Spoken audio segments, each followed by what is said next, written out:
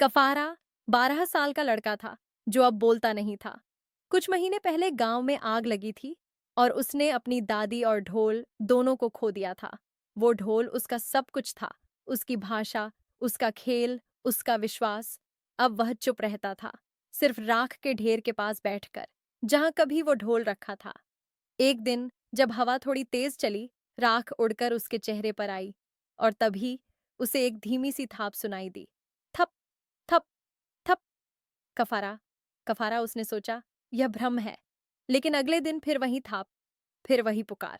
उस रात उसे सपना आया जहां उसकी दादी आग से बनी बैठी थी और उसके हाथ में वो ढोल। सुन कफारा, राख में सब खत्म नहीं होता। आग चीजें जलाती है पर ध्वनि को जन्म देती है। तेरे शरीर को याद है जो तुझसे छीन लिया गया। ढोल अब तेरे अंदर है। कफारा ने जंगल में एक पुराना हॉलो ट्रंक देखा जिसे दादी ने कभी छुआ था। उसने उस पर धीरे से हाथ मारा। एक गूंज निकली, वही थाप, वही आत्मा। कफारा ने लकड़ी और सूखी चमड़ी से एक नया ढोल तैयार किया।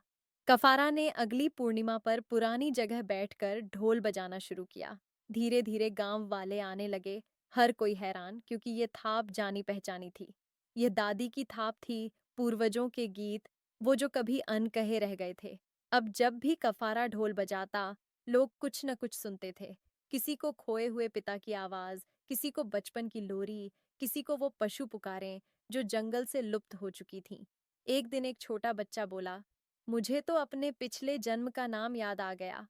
अब कफारा रोज नहीं बोलता, पर रोज ढोल बोलता है।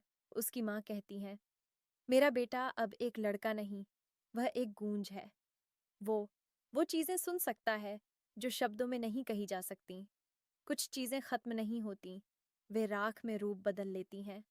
अगर हम अपने शरीर को ध्यान से सुने, तो वह हमें हमारे पूर्वजों की यादें भी सुना सकता है। संगीत सिर्फ मनोरंजन नहीं, ये आत्मा का इतिहास है। हर बच्चा अपने भीतर एक ढोल लेकर आता है। सवाल ये है कि क्या वह उसे कभी बजा पाएगा?